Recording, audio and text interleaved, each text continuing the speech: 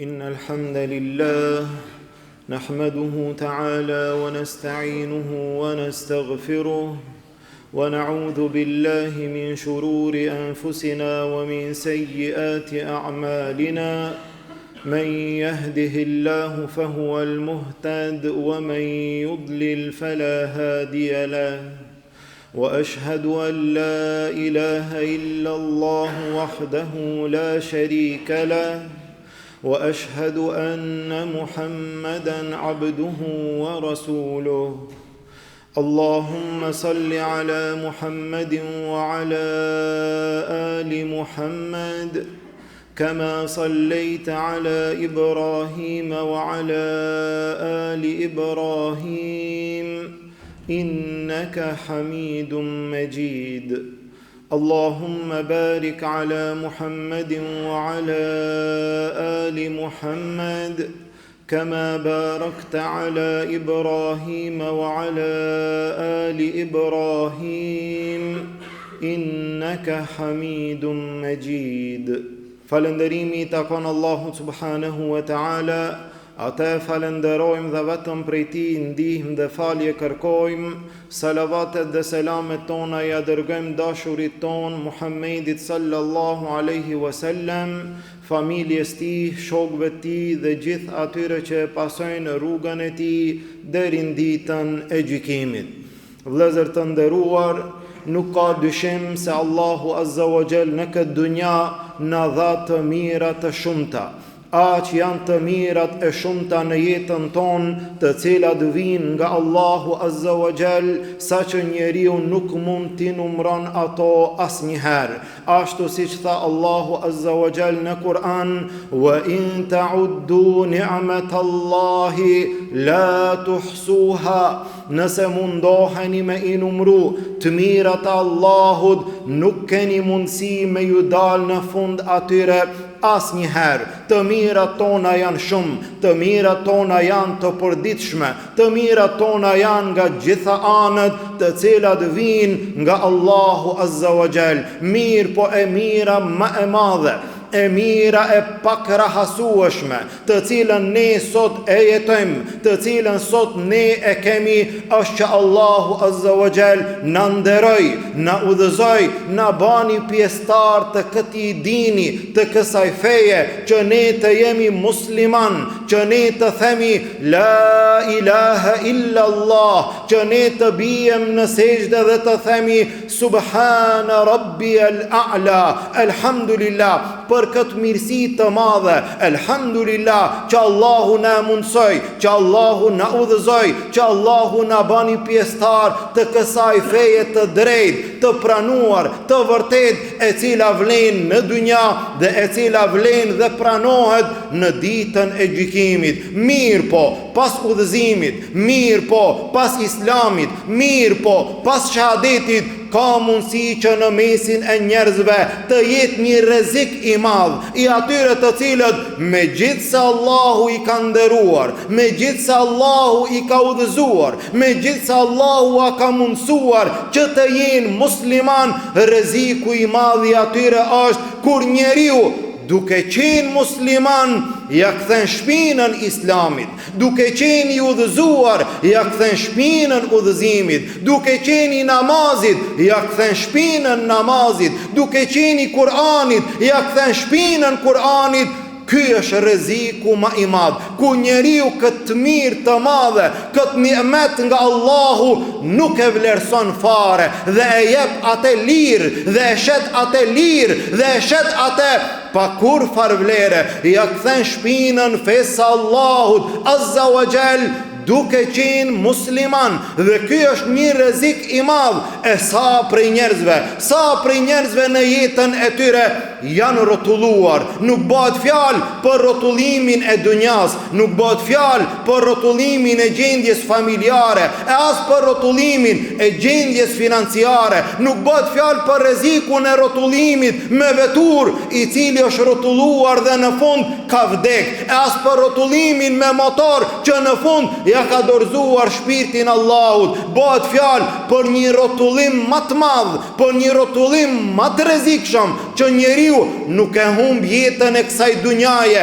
njeriu e humb dunjan dhe ahiretin. Ky është rrotullimi i zemrave, ky është rrotullimi i fesë, ky është rrotullimi i imanit, ky është rrotullimi i shahadetit, kur njeriu duke qenë musliman ja kthen shpinën fesë Allahut Azza wa Jall. A ndodh një gjë e tillë? E në sa raste ndodh një gjë e tillë? Njeriu duke qenë musliman e haron fenë Allahut. Njeriu duke qenë i udhëzuar ja kthen shpinën udhëzimit.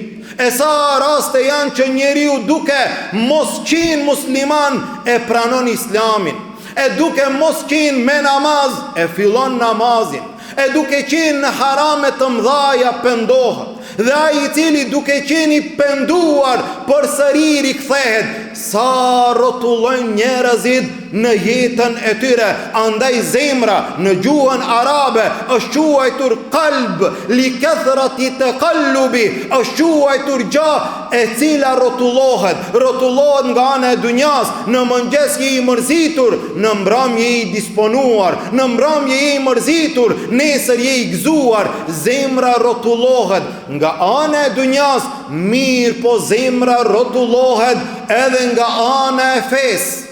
Sa prej njerëzve udhëzimin vetëm e kanë provuar, sa prej njerëzve namazin vetëm e kanë provuar. Ka qenë një muaj namazli, apo një vit namazli, apo një kohë të caktuar i xhamis, i sejdës. Pas një kohë e haron xhamin, e haron sejdën, e haron Allahun Azza wa Jall.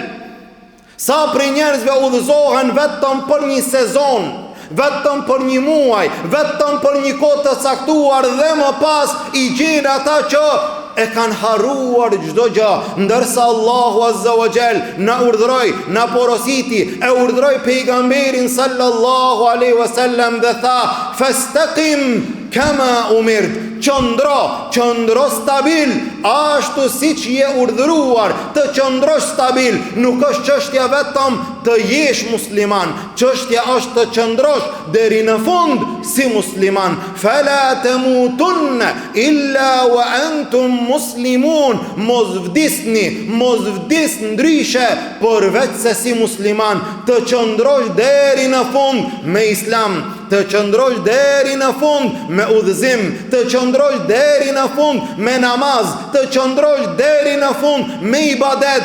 Kjo është çështja. Tha Allahu Azza wa Jall: "Innal ladhina qalu rabbuna Allahu thumma istaqamu tatanazzalu alayhimul malaikatu alla takhafu wa la tahzanu wa abshiru bil jannati allati kuntum tu'adun." Ata të cilët thanë Rabbun Allah, Zoti jon është Allahu Azza wa Jall, thumma istaqamu, pastaj pas kësaj fjale qëndruan, pas kësaj fjale nuk u lëkundën, pas kësaj fjale nuk devijuan. Atyre në momentet e vdekjes ju zbresin me lajket, ju thonë atyre: mos u friksoni dhe mos u piklloni, nga se vendi juaj, premtimi juaj është xheneti Allahut Azza wa Jall. Kështu një njeri shkoi te pejgamberi sallallahu alaihi wasallam dhe tha: "Ja Rasul Allah, më urdhëro,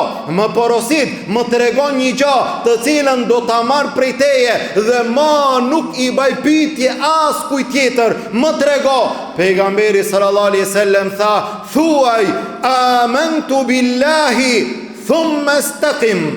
Thuaj amantu billah, thuaj besoj në Allahun, thuaj la ilaha illa Allah. A kemi thonë ne la ilaha illa Allah? Sigurisht që po. A mjafton vetëm me kaq? Jo.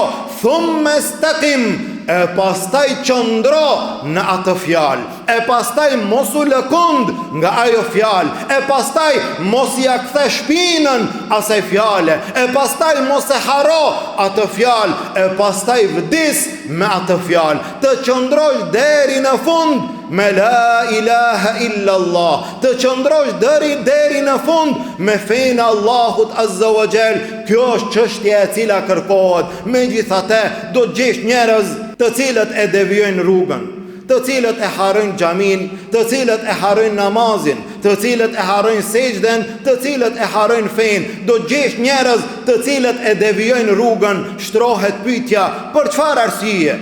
Për çfarë arsye njerëzit devijojnë në këtë dynja? Shohim raste të ndryshme. Një i udhëzuar i cili është bë këngëtar, një këngëtar i cili është bë i udhëzuar, një narkoman i cili është kthy xhamis, një i xhamis i cili është kthyer në narkoman, një vjedhës i cili është penduar, një i penduar i cili është kthy në vjedhje. Gjitha ato rrotullime, shtrohet pyetja, për çfarë arsye njerëzit e devijojnë rrugën? Arsia kryesore, arsia më e madhe, arsia më e rrezikshme mund të jetë atyre të cilët nuk janë aq të sinqert në fenë Allahut Azza wa Jall. Nuk e ka sinqerisht vetëm për Allah. E provon një muaj, e provon 2 muaj, e provon 3 muaj dhe pas një kohe është kthyer atje ku ka qenë. Çka u bë me filanin?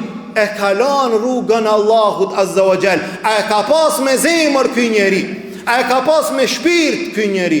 A e ka pas sinqerisht vetëm për Allah? Apo ndoshta e ka pasur edhe për arsye tjera dhe pasi e ka arrit qëllimin, ndoshta e kalon edhe një herë fenë Allahut Azza wa Jall. Në disa raste njerëzit devijojnë shkaku i ignorancës, shkaku që nuk kanë njohuri të mjaftueshme në lidhje me fenë Allahut Azza wa Jall. Është musliman, mirë po, për fenë e tij kur një libër nuk e ka lexuar. E thot shahadetin, ndoshta as shahadetin nuk e ka kuptuar. I dëgjon disa gjëra vetëm duke i kapur ashtu në forma të shkurta, duke mos e kuptuar thelbin e fesë Allahut Azza wa Jall. Dhe në fund me një mashtrim, me një lajthitje e shet që e humb rrugën. Kur njeriu nuk ka dituri të mjaftueshme. Sa është e rëndësishme sot që muslimanët, mos flasim për jo muslimanët, që muslimanët të mësojnë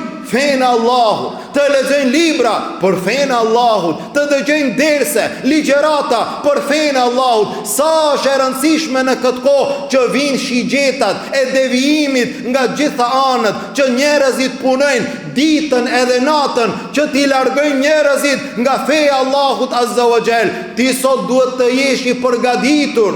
Ti sot duhet ta njohësh fenë Allahut Azza wa Jall. Mos u mashtro duke thonë e di unë, e dim hoxha, i kemi dëgjuar mjaft prej hoxhallarëve. Nuk keni dëgjuar ende mjaft dhe nuk është mjaft asnjëherë të dëgjosh dhe të mësosh fenë Allahut Azza wa Jall. Edhe nëse ja kushton gjithë jetën, feja Allahut ka edhe më shumë. Feja Allahut është e gjerë edhe më shumë dhe ne kemi nevojë për mësim të Kur'anit, të fjalëve të Allahut, të fjalëve të pejgamberit sallallahu alaihi wasallam, për historinë e pejgamberëve, për historinë e pejgamberit sallallahu alaihi wasallam, për çdo gjë që ka të bëjë me fenë Allahut. Dhe kur të vinë fitnet, të jemi në gjendje të ju bëjmë ballë atyre. Gjithashtu njerëzit devijojnë në shumë raste shkaku i lakmis, shkaku i epsheve, shkaku i harameve. Dëshiron të qëndron në fenë Allahut, mirë po haramet e thërasin atë, gjunahet e thërasin atë, e thret alkooli, e thret zinaja, e thrasin femrat, e thret pasuria në haram, e thret kazino, e thret djedhja, e thret droga, gjitha ato e thrasin. Ky mundohet të qëndron, mirë po nuk është stabil, nesër e sheh që është kthyer në ato harame. Lakmia e dunjas, pasimi i epsheve është prej gjërave më të rrezikshme që e devijojnë njeriu. E sa njeriu ka devijuar shkaku i pasimit të epsheve. Dhe në histori janë përmendur raste e në mesin e tyre një prej rasteve të cilin e përmend Imam Ibnul Jauzi rahimahullah për një të ri i cili ishte pjesëmarrës në luftë bashkë me muslimanët, në luftë kundër romakëve. Ky i ri për të cilin ai i cili e transmeton ngjarjen, rastin e tij quhet Ibn Abdurrahim, i cili thot e kishim në saf, e kishim në reshta, e kishim në ushtri një të ri i cili ishte hafiz i Kur'anit. Nuk ka siguri, nuk ka garancë, hafiz i Kur'anit, i cili falej ditën, falej edhe natën, agjeron të nafile për hir të Allahut Azza wa Jall. Shkuam që të përballemi me romakët, e rrethuam kalan e tyre. Në atë rrethim qëndruam disa ditë, derisa ky njeri, derisa ky i ri e pa një vajzë romake të bardhë dhe të bukur. Nga ana tjetër, nga syri i tij, shigjeta e helmit arriti në zemër, u dashurua pasaj, duke kërkuar çdo mënyrë që të takohet me te, derisa arriti që të flet. Si ka mundësi unë të jem me ty?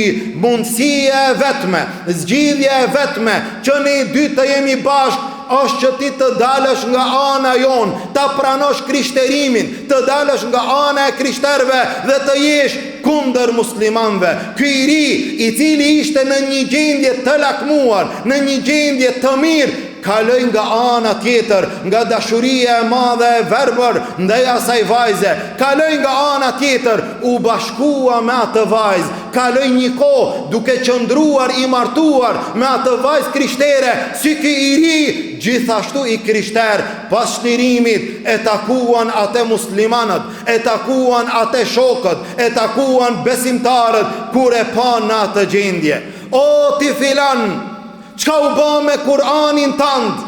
Çka u bë me namazin tënd? Çka u bë me agjërimin tënd? Po si arrite deri në këtë shkallë? Çka u bë me ty? Gjithat Kur'an, gjithat ajete që i ke pasur përmendsh, hafizi Kur'anit. Ky njeri u përgjigj duke thënë, nuk mbaj mend nga gjithë Kur'ani, nga gjitha ato ajete, përveç se fjalën e Allahut, ku Allahu thot: "Rubama yawaddu alladhina kafaru law kanu muslimin." Do të lakmojnë shumë prej jo besimtarve, sikur të kishin qenë musliman. Tha Allahu në vazhdim: "Dharhum yakulu wa yatamatta'u wa yulhihimul amalu fasawfa ya'lamun." Lej ata në gjendje, le të hajnë, le të pinë, le të dëfrehen, le të kalojnë disa kohë me shpresë që ndoshta do të pendohen. Fasawfa ya'lamun, mirë po do ta shohin gjykimin dhe dënimin e Allahut në ditën e gjykimit. Andaj njeriu rrezikohet, ka mundësi që nga Islami të kalon në kufër, nga imani të kalon në shirk, nga udhëzimi të kalon në harame. Besimtari duhet të mundohet të qëndron i tillë, si besimtar, si musliman, si udhëzuar, si i penduar në rrugën e Allahut Azza wa Jall, deri në fund, deri në vdekje. Lusim Allahun Azza wa Jall, Allahu të na mundson të jetojmë me Islam, Allahu të na mundson të jetojmë me iman, Allahu të na mundson që të qëndrojmë stabil deri në vdekje. Allahu të na mundson të adërzojmë shpirtin Allahut Azza wa Jall me la ilaha illa Allah Muhammedur Rasulullah. Lusim Allahun Azza wa Jall, Allahu të na mbron nga kurthat, Allahu të na mbron nga devijimi, Allahu të na mbron nga degenerimi, Allahu të na mbron nga lajthitjet, nga mashtrimet e shejtanëve prej gjinëve dhe shejtanëve prej njerëzve.